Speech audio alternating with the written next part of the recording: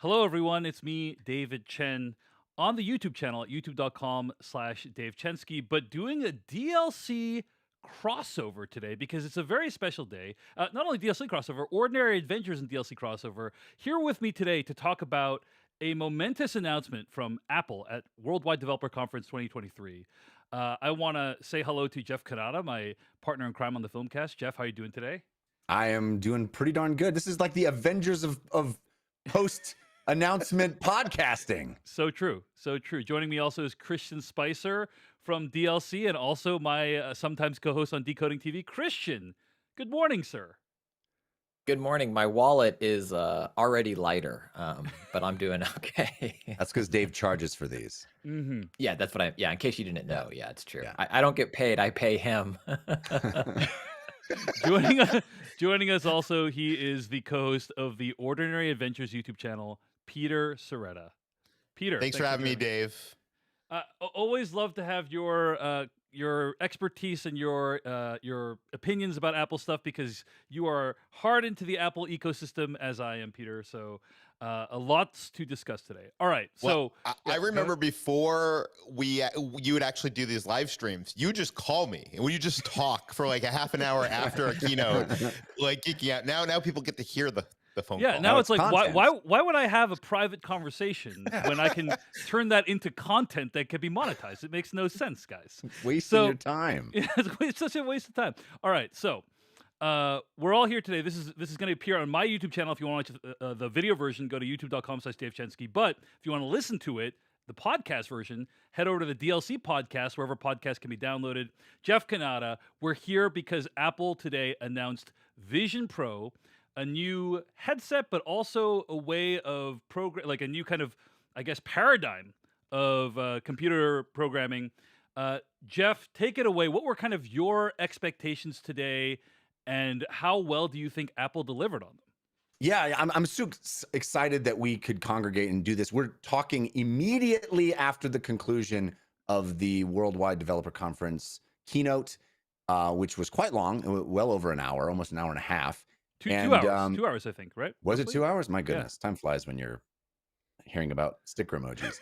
But and I'm so pleased to be able to share this with the DLC audience because next week Summer Games Fest starts. We have the Xbox conference. We have all kinds of stuff happening, and it just felt like there's going to be too much stuff to talk about. So I'm glad to be talking with you guys about it, and I'm glad that the DLC audience is going to hear this in the main feed. But let's talk about the Vision Pro, because I think one of the smartest things that Apple has done here, and they have done it many times over the years, is really redefine a space that has already been filled with products. They are late to the game, but when they arrive, they decide that there is a completely new market. And you did not hear them use the term VR. You did not hear them use the term AI. You did not hear that you use the term metaverse. None of those tired old albatrosses of phrasings were uttered once by Apple. They are wise enough to understand there's baggage with all that stuff. There's preconceived notions with all that stuff. So they talked about machine learning instead of AI, and they specifically called this spatial computing, which I think is very wise. And it's kind of the Apple playbook of, hey, when we arrive on the scene, we're the first ones here. No matter how late we get here, we're the first ones here. And I think, first of all, that was, I think, of note and really interesting. I wonder how each of you feels about this announcement. Christian, what is your take on the Vision Pro from a macro, no pun intended, view? Do you think this?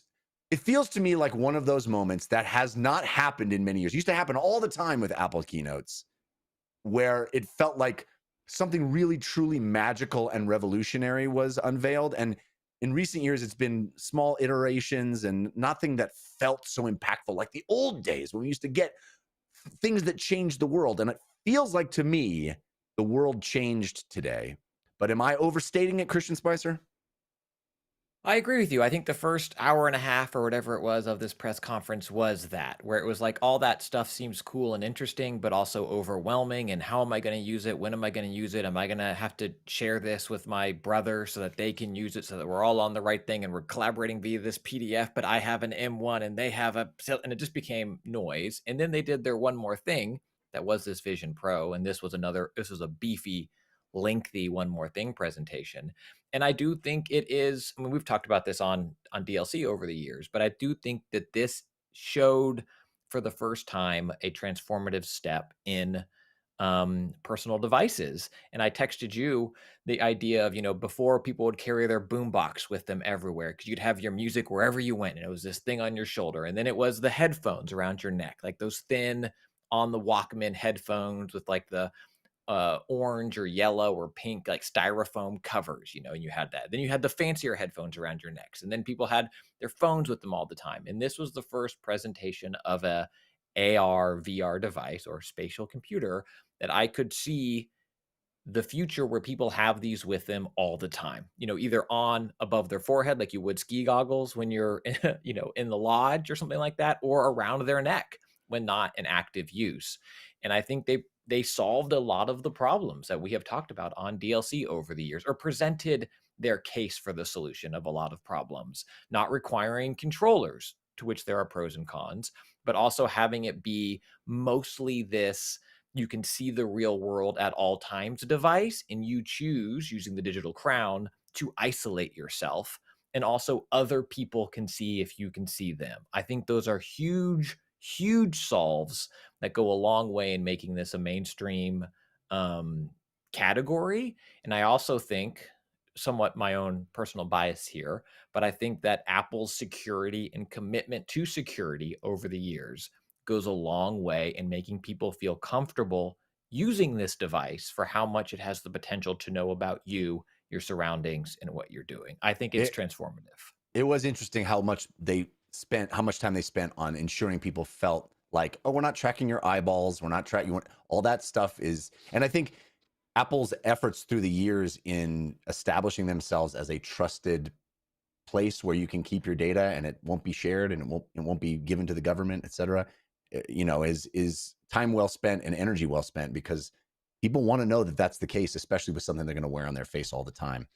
Peter Sciretta, Yes. you're an Apple fan.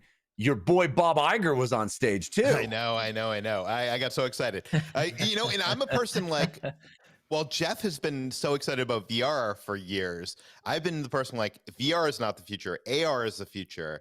So when we found out Apple was going to announce this headset, I was like so excited because, I am an Apple fanboy. I think AR is going to literally transform our lives in a huge component. And I was just so in from the beginning of this presentation. And then I was kind of disappointed. Let me say this first off. I'm probably going to buy one. Oh, you were disappointed by the price. That's where you were disappointed. Yeah. Got it. Okay, got it. No, it's not the price. AR to me feels like it's a thing that's supposed to take up your 3D space. And this thing is like these 2D tiles. It's like putting monitors all around your house that are virtual monitors. Like if I want to talk to Dave in AR, I want him to be across the table from me. I want to be able to walk around and us have a conversation. I don't want to be like talking to another monitor in my house. But I'm guessing this is like, you look at Gen 1 of the iPhone and you look at what the iPhone is now.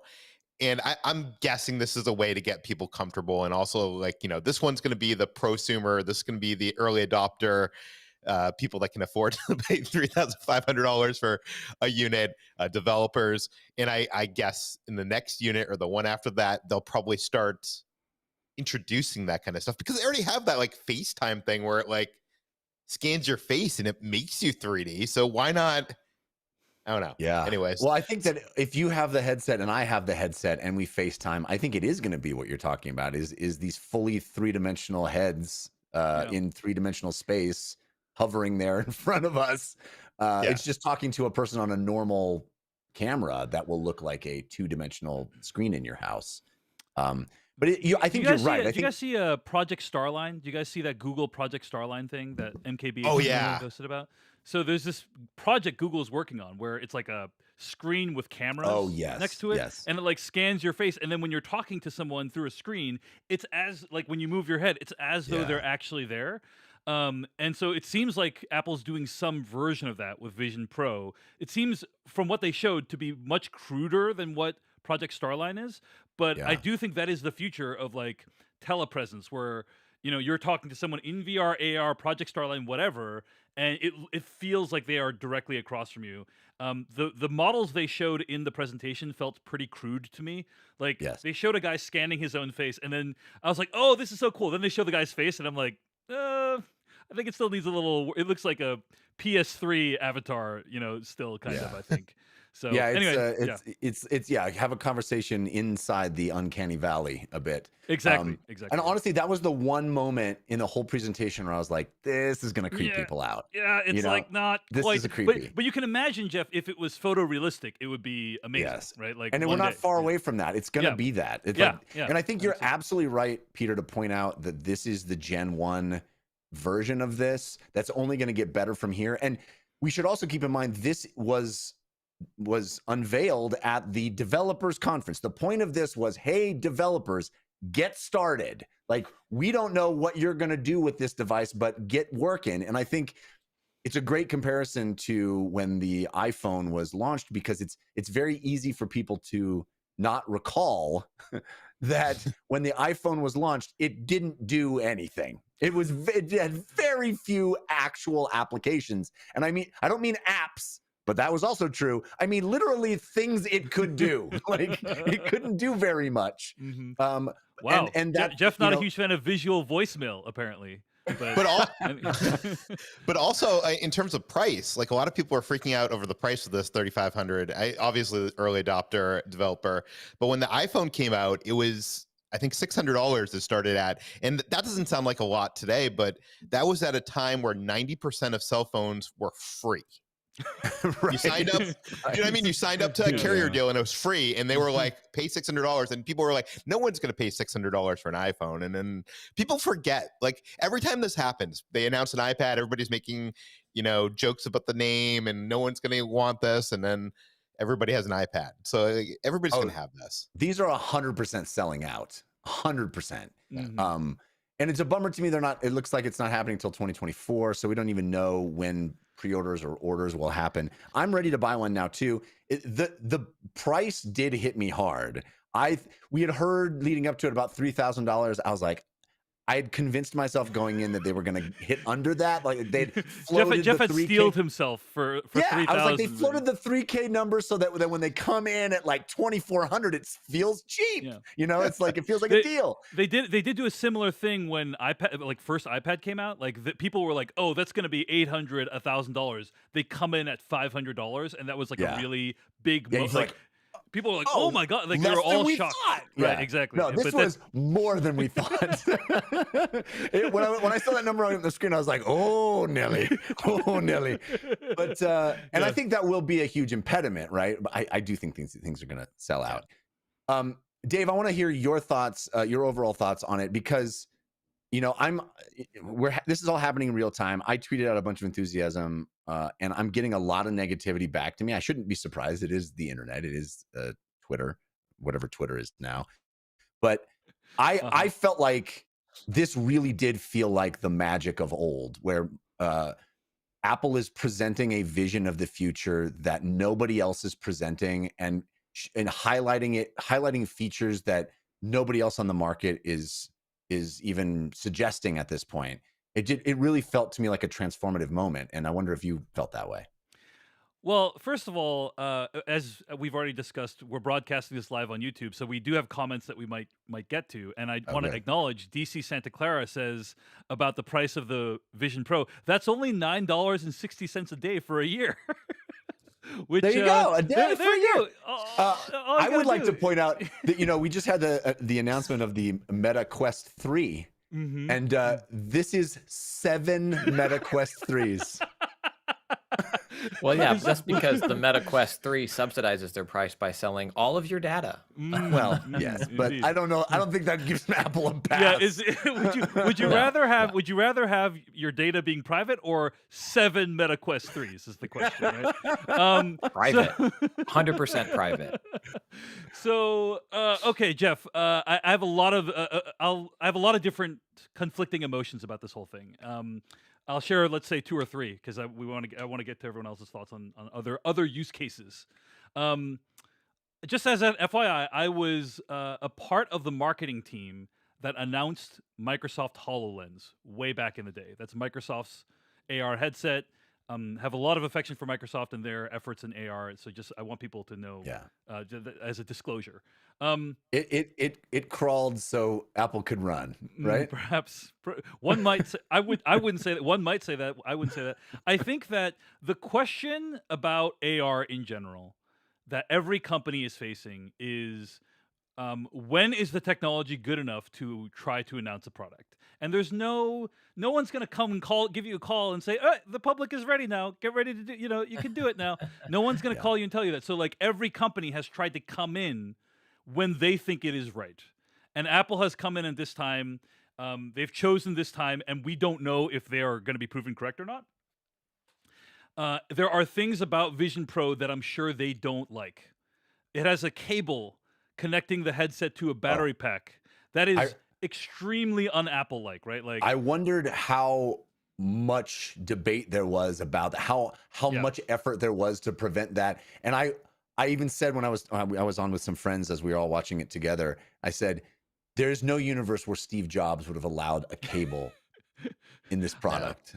I don't know about allowed, but he definitely would have been extremely unhappy with it. He would not have allowed it to be a debut with that feat. Like it's so. Well, but I don't know. I think to be fair, I think to be fair, it's perhaps a limitation of the technology as it exists today. And Apple, way back when under Steve Jobs, made that cable a marketing point of their headphones. You had a cabled thing to your pocket, and they made this white cable and these white cheap earbuds a fashion icon. Yeah. And if anyone can make a tethered little cable a fashion icon with its MagSafe connectivity, people have belts of 100 cables or whatever it is as they attach to expand their battery life. I think Apple can do it. And so I think to say that Steve Jobs wouldn't have allowed this, I think Steve Jobs' inventions at Apple under Steve Jobs' leaderships were often technologically constrained. And looking back on them, I think we give them more grace than they perhaps should be entitled to. He also launched the iPhone without 3G connectivity, right? I mean, there's a lot of examples. Yeah, but that wasn't an ugly cable. Yeah, I mean it's a fair point. It's a fair point, Christian. But to be fair, people have been using headphones for, I'm gonna say, 100 years, and there has never been, or there has only been ugly cables running from headsets into side packs or computers for like 10 years or however long Quest has been around, Oculus Quest has been around. So every company has needed to decide like what is the right time to get in the industry, and Apple's decided, hey, look, we don't love the cable, we don't love how big and bulky the headset is, but like this is the time because they believe like, hey, it's going to get better at a rate that one day it will be a mass adoption product. On that note, I am surprised by how heavily they, I was going to say overpromise, but that's not, we don't know what it is yet. I'll say that they really are setting expectations high. That's what I mean to say. Like they're setting expectations high for the product. They're setting expectations high to a point where I think few products have actually achieved. Actually, I don't think any products have achieved like what they are describing they can do with this product, right? Like, which is to say, a seamless blend of reality and the augmented reality. High quality 4K-esque video that you can watch and be like, it will feel like is its own screen. Yeah. And as somebody who, again, was involved with HoloLens, one of the things that is really challenging to show is A, what it looks like, because you can't replicate what the 3D environment is, but also when you are in the headset, there's a lot of things that you don't see in the commercial. Like your peripheral vision is completely surrounded. The images may only occupy some subset of your viewing field. And so it's like and so I was thinking, oh, I was thinking, look, Apple's going to be like very like refined and sophisticated about explaining all the technology, but they're not going to overpromise because I don't know that the technology can deliver, right? But they really went like hard at it, and they're like, hey, this is going to be incredible. It's going to change the way you work. It's going to change the way you FaceTime. It's going to change the way you watch movies. And I'm just like, I don't know. Like I felt like they were going to be much more understated, but instead they're really selling it hard, in my opinion. And it remains to be seen whether the final product can actually deliver on that. But I'm skeptical. I'm skeptical. Our, Yeah. you know, our colleague Devendra Hardwar is boots on the ground for us. Yeah. I can't wait to hear. He supposedly is going to be able to actually use this thing for Engadget. Yes. So I'm very, very curious what his impression of it is. But I'm inclined to believe that the difference between this device and every other VR headset that has ever been released, and I have used many of them, is the screens, right? The displays, the fact that they are, and I think that's part of the reason that the price tag is so high on this thing, is that my instinct for it, and again, remains to be seen, could be wrong about this, but my intuition is that because it is so, the pixel density is so high and the resolution is so high that it really is going to feel like you're looking out a window when you're looking at, you know, the world around you. And then layering on very high fidelity graphics on top of that, even if they're 2D screens, you know, they kept talking about how even reading small text is going to be effortless and unprecedented natural. clarity. And that's something that's not the case with, I mean, the PSVR 2 is the closest that I've seen to it personally, and it's still not great, right? It's usable. I can read the text in Gran Turismo 7, but I'd prefer not to. I'd prefer to look at it on a regular screen. And I think that level of fidelity is what I think is going to be so transformative about this. People have already talked about the Quest 3's, you know, pass through. It's full color video where it's showing you the world, but you're looking at a video representation, a 3D video representation of the world around you. And those screens are not better. They're basically Quest 2 screens. But people are already raving about how that feels and how that looks. And you do that at an order of magnitude higher fidelity. I think that is why they are promising. I think if they can achieve what they described in this video, I want one, you know, but I'm 100%. very skeptical because it is very easy to make a VR demo that looks really good. Like, just look at Magic Leap, okay? Magic Leap, the best example. If you look at all their advertising videos, they're like, whoa, a whale, a blue whale coming out of the floor and splashing into it's an amazing. And then the final product is like nothing even close to that. So I was surprised after seeing tons of VR companies overpromise that they are really going strong with like, here's what it can do. I just want to mention two quick things that I really liked about the presentation. One is prescription glasses for VR. I mean, game changer for me. Like, it's just like, and they even acknowledged it in the presentation. Early on in the presentation, they gave us a thing about vision. They're like, did you know that 30% of the world suffers from myopia? And by 2050, it's going to be over 50%. And it's like, because of the products that we've made. And despite the fact that that's true, no VR companies have like thought about, hey, what's the glasses experience like? PSVR being an exception. That's well, like, HTC's new one has diopters that you can. Nice. Yeah.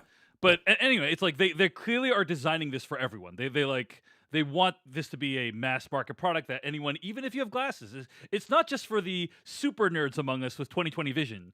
It's for everyone. So you don't need to layer on the price of LASIK on top of your headset purchase. The most compelling use case that I saw during the presentation was when they show a woman on a plane and you hear like a baby crying and you hear like the jet engine around you and she puts this thing on and she dials that thing. I don't know. It's a thing where it's like a super fancy 3D wallpaper that goes around you. I don't remember what they had a name for it, but she kind of goes into this other world. They can watch everything everywhere all at once.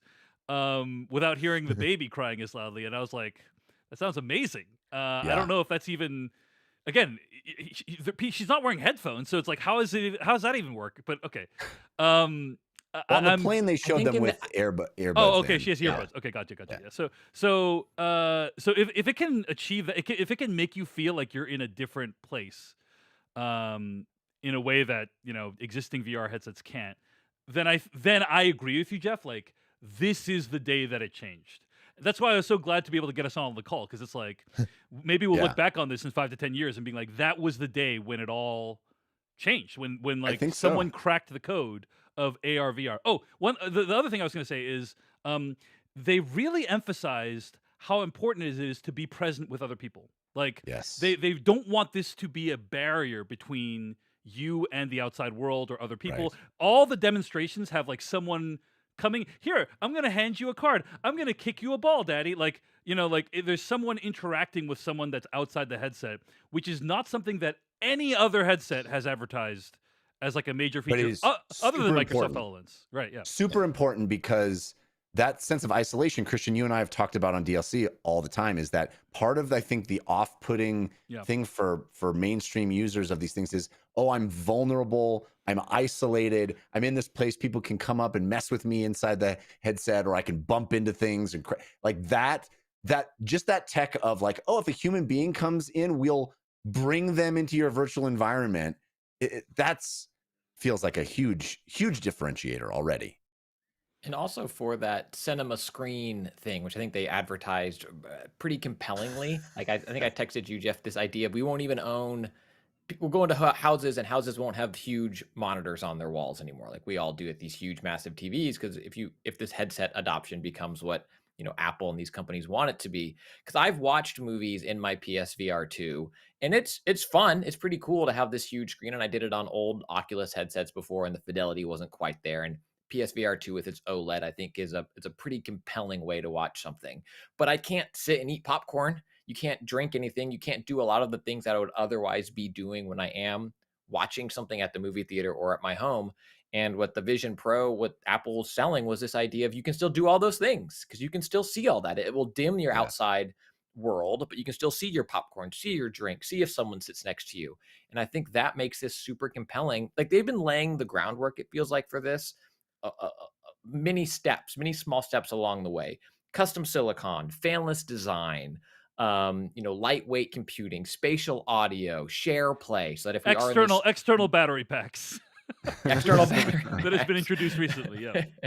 No, but Like, I do have a question. I have Go a ahead. question for you guys, because, and by the way, seeing movies on a big screen, especially 3D movies, and be able to experience like Avatar 2 at home, amazing. I'm excited for that. Avatar 2 prominently referenced in the Apple presentation. What's Anyways, crazy that two things about that real quick before you continue, Peter. Crazy about that is PSVR 2 will not let you watch a 3D movie in 3D inside it. It does not support that feature, and they say they have no plans to support it. I love that Apple is like, hey, 3D movies is still a thing, and you can watch them, and it'll envelop you, and do it inside our headset. I love that. And secondly, how are you going to watch Avatar 2 when the battery is only 2 hours? You got to be plugged in. I guess. I'm sorry. Go ahead, Peter. Yeah. But the thing I wanted to ask you guys, because you guys keep on comparing this to VR, and my only experience with VR was the Oculus One or whatever. I'm not a gamer, and I'm assuming Mac's not going to have good enough games for you guys to have fun in VR gaming. So my question to you, and this is as someone who's excited about this and wants to buy it, what problem does this solve for a consumer? It's an excellent question. I don't have an answer to that. Like, I really don't have an answer. Of like, it solves the problem. Like, I won't have to have a TV on my wall, I guess. Maybe. Yeah. It's an excellent question, but I also think that you could have asked that question when the iPhone was released, right?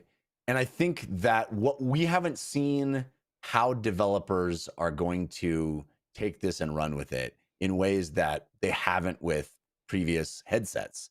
I think there are going to be incredibly powerful, compelling things that we don't even know, are But I feel like when Steve Jobs got on the keynote for the iPhone, he was like, "We need to go to the sushi place." He puts the sushi place in, calls it, gets directions. You saw the This was at a time where you had to print out MapQuest directions on like paper. Like there was compelling use cases of like what problems this solves.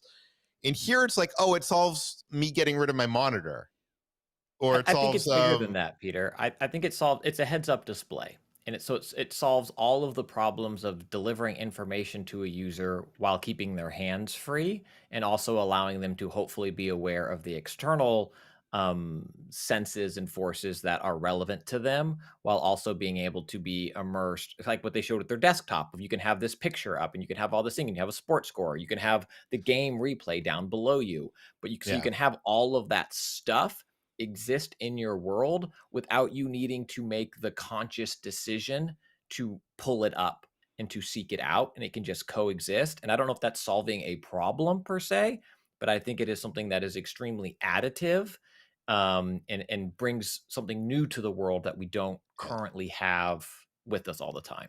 Yeah, I mean, to put it another way, I think perhaps it's a new paradigm in that computing has been a thing you go to, and it is presented to you on these flat surfaces. And I can go to my pocket and have the information presented to me on a flat surface. I can go to my desktop and have it presented to me on a flat surface. I can open my laptop and have it presented to me, instead of this vision of it is always accessible to you all the time, and it exists in the world alongside you.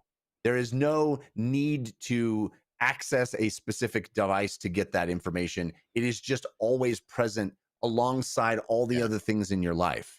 And I think that's pretty compelling. I think the other thing that disappointed me, AR to me feels like it should be a thing where we're going outside with it. And like Dave said, like one of the most compelling things was in the airplane. I agree. But like it should be like, I'm outside and I want to get directions to the sushi place, and a golden road opens up in front of me, and I just follow the golden road. Or I come up to Dave and his birthday comes up next to his face, but it's not going to do, like, I don't know. I guess a lot of things I'm excited about for AR aren't quite here, but I understand this is Gen 1 is my. I think that's all trivial, right? That's all. I mean, a developer could make the apps you mentioned tomorrow that work. The problem, I don't think the tech is there. I don't think the tech is there yet to do all the stuff that Peter is describing. Why not? Why wouldn't it be? I just don't think it's. I don't think it's autonomous enough to be out in the world. It's not. Yeah, it's not like. I don't think what they showed today is something that is going to be super easy to wear out. Like if I'm taking a walk with my dog, I don't think it's going to be super easy to wear that out into the world. Personally, did they? That's the vision. That's cellular connection in GPS. They didn't mention cellular. They didn't mention that stuff at all. Yeah, they didn't mention cellular, and all. I'm looking at the video now. Like 99% of the instances of them showing this object are at home. Now, I think that's what I'm saying is Jeff. In the future, the glasses will be like this. The thickness of my glasses that I'm wearing right now, and they'll be able to do all that stuff. But right now, it's a bulky headset with a cable that attaches to a battery. It's mostly for use at home, and so the tech is not quite there yet. So Peter, it's like. But they wanted to start somewhere, right? And they're like, this is where we're going to start. This is kind of their starting point. But I agree with Peter in the sense that, and I share Peter's confusion, and I'm less aligned with Christian and Jeff on this in the sense that I don't know that the consumer case is that strong. We have some comments in here in the chat of Lucky Dog Podcast says, I think this is perfect for remote working, removes monitors and TVs from the space, right? So you can imagine a situation where like, hey, I am a remote worker. I need to go to a place and I don't want to buy 18 monitors and computers. So instead I put this on and I have like access to all of my stuff. But that's like a very enterprise business focused solution. But that's not how Apple's positioning. If they were like, this is for business workers to do their businessy things, I'd be like, oh, well, that makes sense. They're going to sell like 5,000 of these, and that will be a big success. Or 1 million of these, and that'll be a big success. But it's like they want you as a consumer to buy it. You know what I'm saying? Yeah. And that's what I'm a little bit like. Ooh, I don't know that there's going to be enough people that feel like I don't want to have a screen that I've had for my entire life. To want to replace it with a digital screen instead. You know what I'm saying? Like, even in the way that Christian and Jeff, you described it, it's like, that's cool. Like, you and me, like, people on this call think that's cool. But, like, I don't know that most people find that super compelling, you know? Yeah. I think that's a fair point, and I think even more than that, the biggest limiter is that it's got a 2-hour battery life. That is extremely limiting for any kind of out in the world application. Right. Yeah. I can't help but look at their vision of how this thing works, which is walking around with it, interacting in your life normally with this thing on your face. And I think it is a genius move to understand that in order for these to be adopted, we have to be able to see the eyes of the people inside it. I think that is one of those things that separates Apple from everybody else, is understanding that and going, you have to be able to know if someone is looking at you or not looking at you if you're going to be able to wear these just in casual life.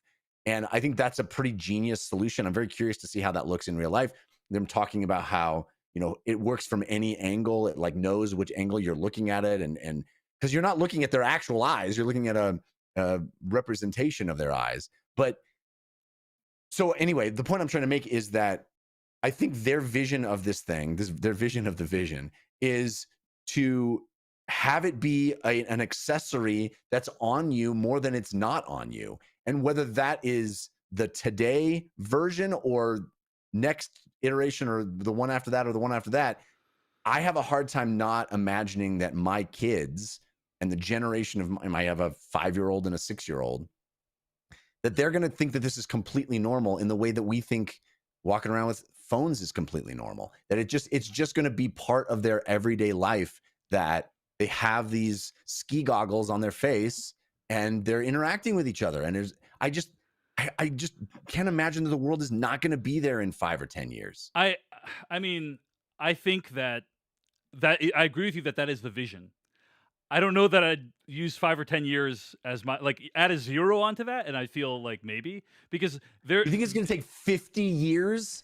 we have literally been talking about VR for literally VR has been in our lives for 30 years, right? And it has only advanced to the point now where, like, hey, we're having good like gaming experiences on it. I just don't know that the tech is going to get there fast enough. But I agree with you on the vision. Couple of other bips and bops I wanted to bring up from the presentation, if that's cool. First of all, we got our first look at the Napoleon footage, guys. Did you see Joaquin Phoenix? Funny. Yeah. Joaquin Phoenix and Ridley Scott's Napoleon. Yeah. Pretty cool. Also, Master of Air, I think, was also Masters of the Air was also shown briefly. Yeah. I'm curious, what did you guys think of the Bob Iger presentation? Because to me, that was almost complete nonsense. And what I mean by that was, it was like Bob Iger shows up and he's like, here's all the stuff we were dreaming up. And then it's just like a bunch of random stuff that I believe 10% of it is ever going to even come close to production. It was just kind of them like iterating on what it might be, but I don't know that it's ever going to be real. I mean, it felt like a video game cutscene at E3, basically. Like, the game is not going to look like this. Do you know what I'm saying? That was my reaction. But Peter and Jeff, I'm curious, what you guys think. The sports thing seemed like the only compelling thing to me, and I don't even watch sports. But like, how is watching The Mandalorian on Tatooine really get? I don't know. It's cool. Like, I'll do it. But does it really? Like, show me what idiot would do that. I mean, other than me. But I don't know. I don't expect, like, they showed an instance where you could look up a Star Wars planet that was in like the show. I don't think that's gonna happen. I don't know. Yeah. I mean, Jeff, did it look compelling? Did it look realistic? Because I was just like, we're not going to see any of it. Like that was my reaction, but maybe I'm too jaded by these things. I guarantee you will see environments, themed environments for your show of choice. You will, I guarantee you there's going to be there's going to be the themed environment on Apple TV Plus. You're going to be sitting inside the Severance office watching Severance. It's all going to be 100% that's going to happen. That's cool. Yeah, I agree. Whether or not people think that's worthwhile is another issue entirely. But I don't think that's just them. Not that part, but they just threw like all these different use cases. Like, here's like 18 screens while you're watching the football game. It's like, why don't you have it? I don't even want this many screens. Like, that was people build those in their house. Huge sports fans are like, I want to watch all the games at once. They have I think that's fair. But they also have like 10 people over to like do it and do fantasy football and stuff like that, and you're not going to have 10 people over all wearing wearing the headsets, right? Maybe not. Yeah. Maybe not. I don't know. Yeah, go ahead. Jeff. Did you, Peter? Did you not think that Iger's section was not compelling for the average view? I thought that was kind of a masterstroke of bringing Disney out to be like, hey, mainstream audience, this is the future of consuming mainstream entertainment. I mean, I was excited. Bob Iger is such a great speaker. Me and Dave were texting back and forth about I texted Peter. I was like, man, Bob Iger has a good voice. That's a good speaking voice. Yeah, right? That dude. Yeah.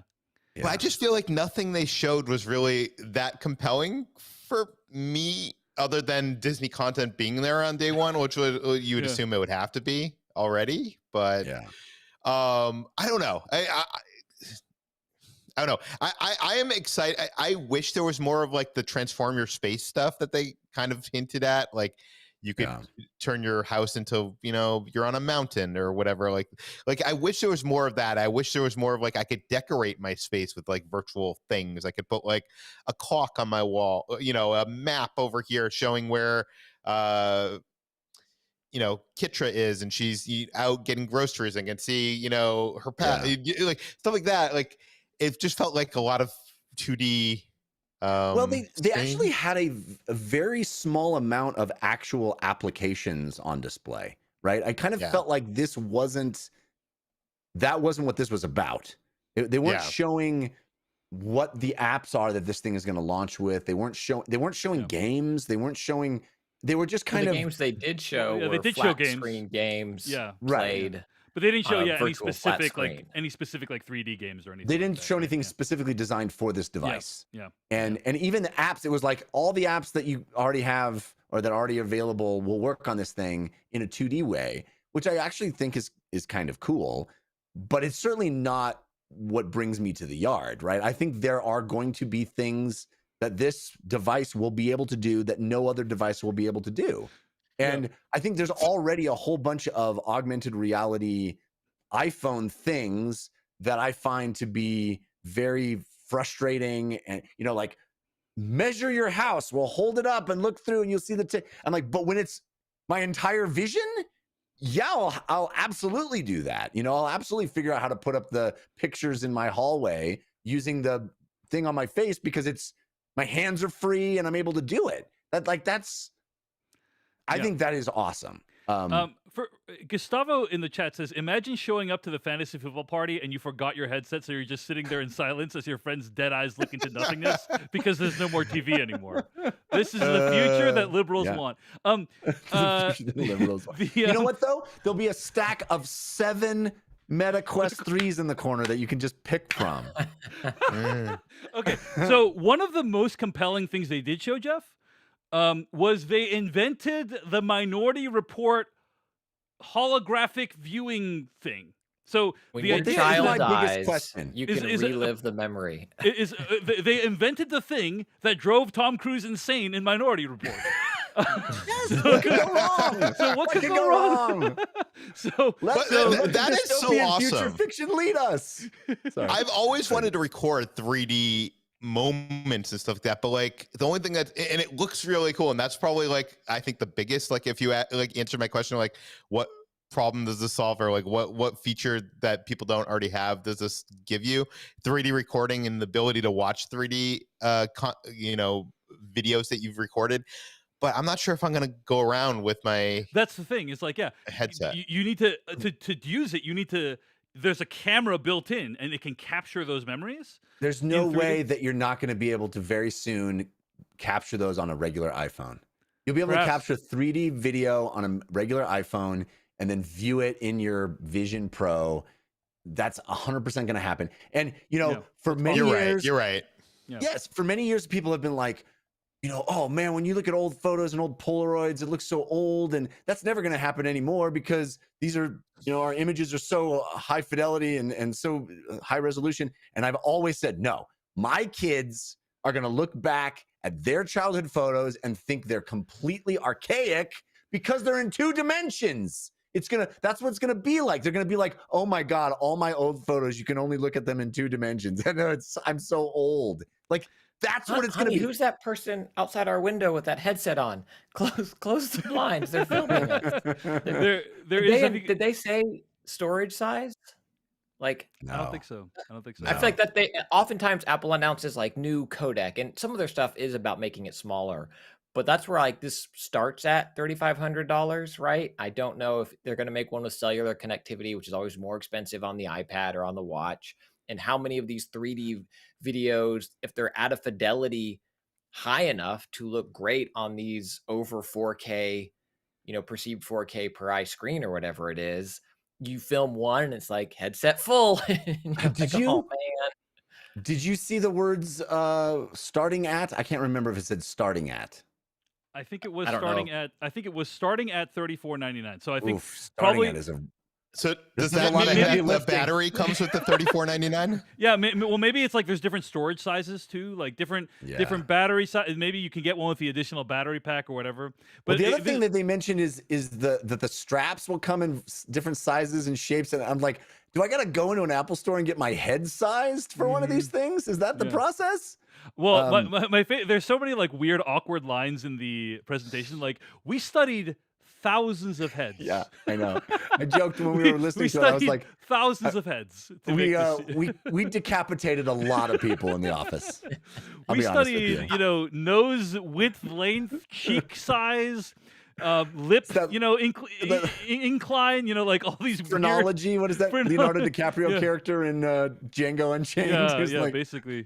Yeah. We mandated back to office policies. And we studied our employees' faces when they came back to the office. Everybody, I do think, and they mentioned this, I do think that, Jeff, we've talked about this on DLC a lot, like how transformative even current state VR is when you go eyes on with it versus the advertisement that tries to sell it. It never does it justice. I do think the Apple Store goes a long way in driving home what this product can be. People are used to going to the Apple Store and trying out gadgets and gizmos. The staff is almost always incredibly well trained and incredibly patient. Not always. There's going to be some 20 somethings wiping down so many headsets, man. Yes. Yeah. But as for the storage, they did show that you could take your computer and put it into the AR environment. So I'm assuming storage could be hooked up to the other, like your iPhone or your MacBook or something like that. Matthias in the chat speculates your photos will be automatically in the cloud. Storage won't be very much on the headset. I think that's very possible. They also didn't show what that tethered battery pack looks like or how big it is. I think they showed it. They did briefly. They showed it. It doesn't look very nice. Go ahead, Jeff. Honestly, my biggest question, functionally, is how do it know? How do it know when I am making a gesture that I want it to remember, as opposed to when I'm reaching out and grabbing something in my room? Like they showed a person like delivering the card, to take the card, and I was like, how does it not know that that's not a gesture? Jeff, it's called machine learning, one of those terms you praised Apple for early on. It will just know, hopefully. There's no way that I'm just like, I'm scratching my face and it's not like, resize. It's very possible. By the way, I wanted to reference this. Have you guys seen this viral tweet from Alex Bleckman, who said, basically he's saying, sci-fi author, in my book, I invented the Torment Nexus as a cautionary tale. And then tech company, at long last, we've created the Torment Nexus. From classic sci-fi novel, don't create the Torment Nexus. That's what this reminded me of, because like, if you think about it, the only instances where we've seen like this, hey, recreate your own memories, it's been like in Black Mirror, Minority Report, and Strange Days. Like all these like very like dystopic stories. No, I see no problems. To quote to paraphrase Angela Bassett in Strange Days, memories are supposed to fade. That's why they're designed that way, guys. And I see dark things up ahead for our society if this goes forward as planned. Anyway, Jeff, I have a question for you. Oh, sorry. Well, I know you're trying to wrap, Dave, and I appreciate what you're doing. I can stay. Jeff, do you think no controllers is a big issue aside from that gesture? Like, I love haptic feedback on the Sense controllers on PlayStation VR 2. And I think for games like Walkabout Mini Golf or even Beat Saber, which has existed across headsets, I think Sony's haptics in both the headset and the controllers are additive. And I'm curious your thoughts on like how interacting in a world primarily without controllers. And one side, I think that is a very freeing and also allows you to quote unquote take the device with you everywhere. But I'm curious your take on if that's a additive or if that limits what this device can be. Well, my first reaction was I was really worried. Oh no, no controllers. I do not like no controllers. And then I rethought this. I think honestly, it shows how Apple is positioning this device as a ubiquitous everyday device, and that only one of the things you will do in it is play video games. And in that way, I think it's going to work like iPads and iPhones do now, where it's like, hey, do you want to pick up a controller and play the video game on your Vision Pro like a video game? Pick up the controller. It's more like this is an everyday multi-use computer, and one of the things you'll do with it is use a variety of controllers to play a variety of things that work better with controllers. In the same way that your laptop doesn't come with controllers, you would use a Xbox controller or a PS5 controller when you want to play a video game on your laptop. I think that's the idea behind it, and I think that's actually pretty smart. So I'm less worried than I initially was, because I agree. Having used the touch and what do they call it? What do they call it on Quest? The oh man. What gesture? I guess gesture is what they call it. No, that's not what they call it. Anyway, it doesn't matter. Having used tracking? the hand tracking. Thank you. That's what it's called. Hand tracking on Quest, which is actually serviceable. It's not ideal. It works, but it's not how I ever want to be controlling my Quest. So I'm hoping that they figured out a way to increase the fidelity of that. And I mean, that's a big part of what that presentation was. Like, you just sit there casually, move your fingers slightly, and it works. And that's why I'm so confused. Like, I'm moving my fingers slightly all the time when I don't want things to happen. Mhm. So I don't know how it knows the difference between me wanting something to happen and me not wanting something to happen when I can that casually do it. So Well, that's I the think magic also like that I'm curious about. looking at the items was also a part of the interaction paradigm, Yes. if I recall correctly. Right? Yeah. 100%. That's a big deal. Like, if they can make it feel seamless, and that's something that Apple has been really good at doing in the past. Like, you pick up the phone, you know exactly how to work it. If they can make it feel like, oh, this is extremely natural, that will be huge, right? Like, you can imagine, Jeff, right? Like, if they can make it work without controllers and it feels like, oh, I'm interacting and everything's working like it should, that in itself would be an amazing advancement, right? So I agree. But 100%. They have to have some sort of like external controller ability, because like they showed people using it as their desktop computer. And I know they showed like having it voice to text or, to control stuff, but you can't do like, if I want to video edit, which by the way, this would be great for us. We travel a lot. We have a YouTube channel that covers our travels. Like, to be able to bring this with our laptop and have like a huge screen where we could edit and all this stuff. But I would never want to edit without a keyboard. I'm sure it's going to let me use the keyboard. They They showed people using it. an external keyboard with it. Yeah. But Okay. but that is, in my opinion, like one of the more compelling use cases for this device, if it is what it is promised, which is, we all love watching things on large screens, right? Like, I have a projector. I can project an image at 150-inch diagonal. It looks amazing. It feels like I'm in a theater. If this can come even close, like relatively close to replicating what that experience is, that will be amazing. Of course, Jeff, as you pointed out, you'll need to be plugged in the whole time. Yeah. But other than that, that would be like, wow, that like people who live in tiny apartments who want like a 150-inch screen.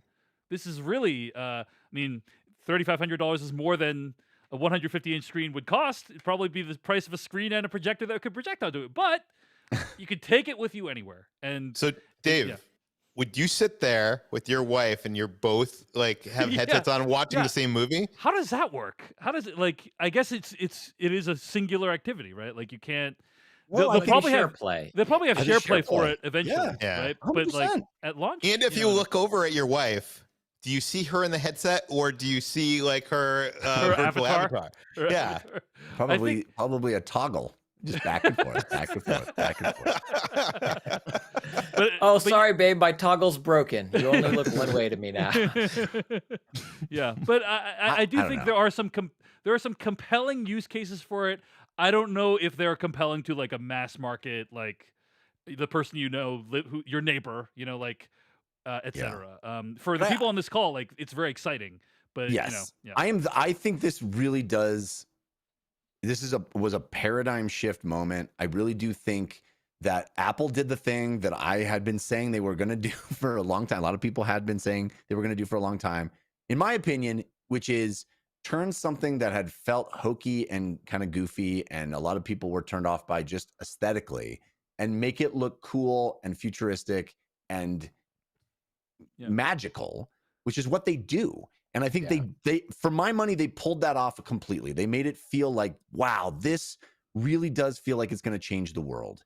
And I suspect it will change the world. Maybe this device not. I don't think they expect to sell iPhone numbers of these, right? This is a very expensive first iteration, but I do think it's going to pave the way for these being as ubiquitous as iPhones at some point. Yeah. I think around something like anywhere between 30 and 70 million iPhones are sold per quarter, if I have that roughly correct. And I think they're only I had read a number that they're only planning to sell like 1 million of these approximately. Yeah. Right. So Well, they're gonna sell out, man. They're gonna sell out. I know they are. I think at the price, I don't know, man, it's pretty high. Like that's pretty. That's not just like entry level. They sold out the porcelain iWatch, right?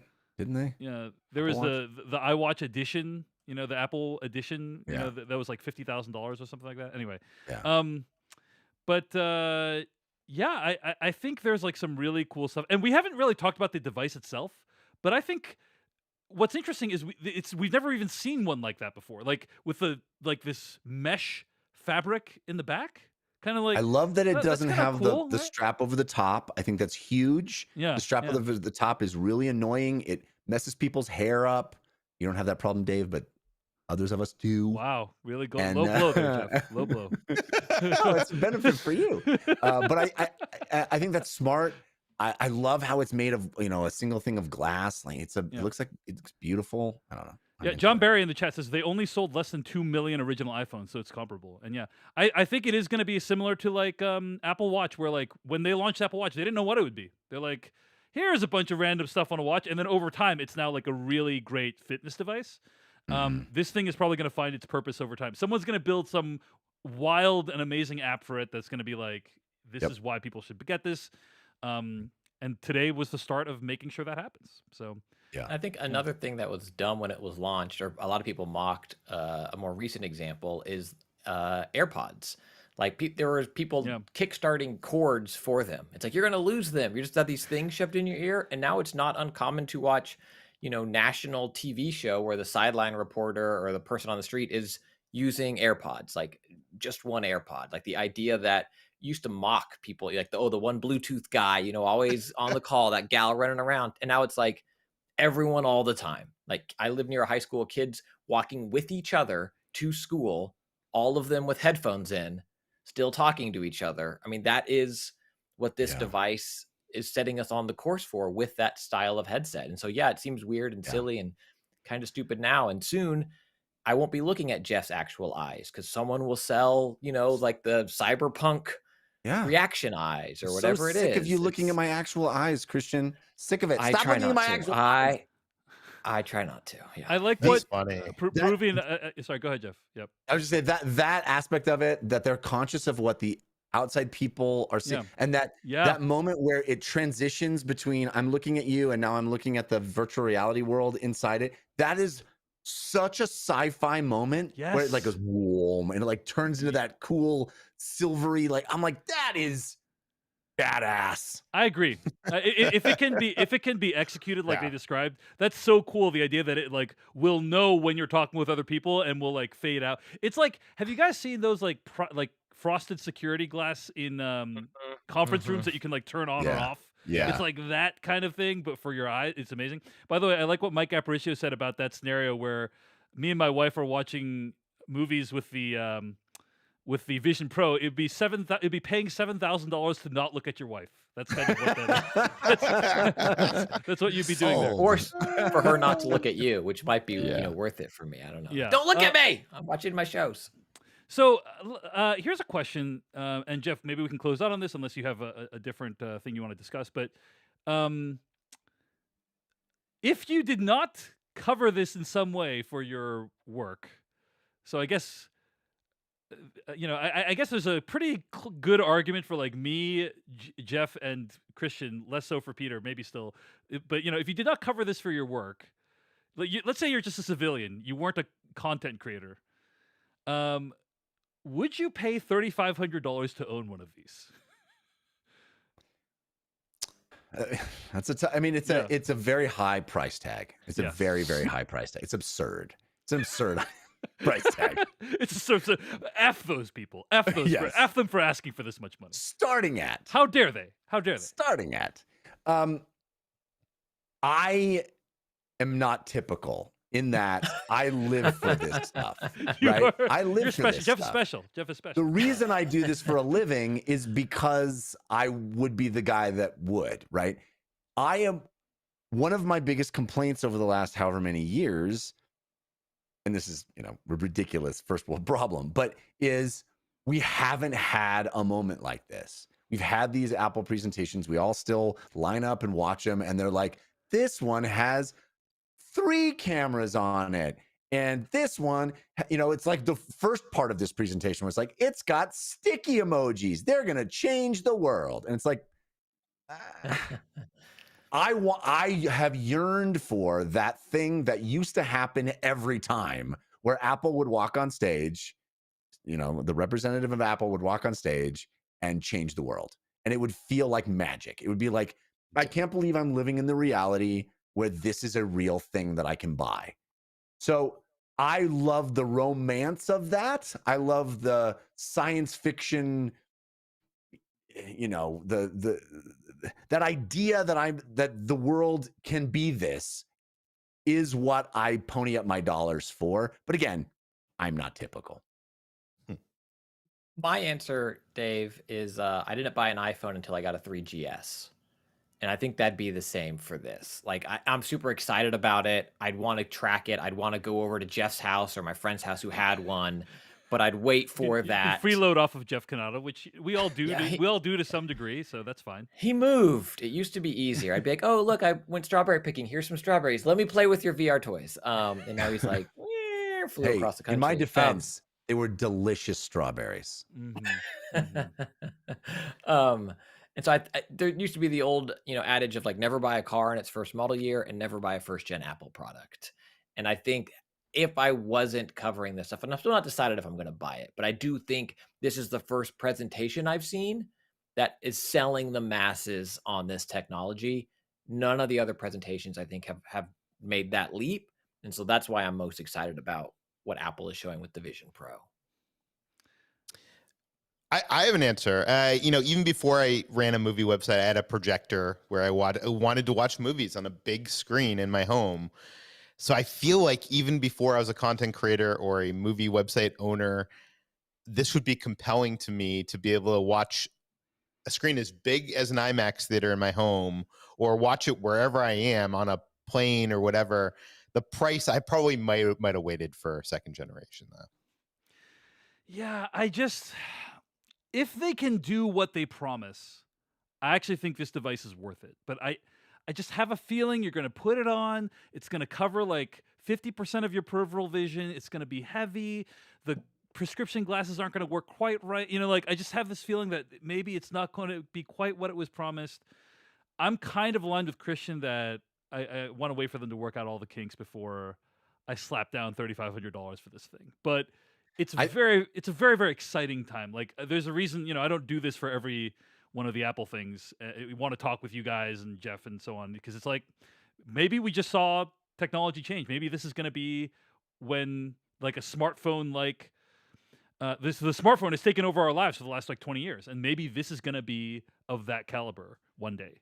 Honestly, if they had opened pre-orders immediately, I would have plunked down my money.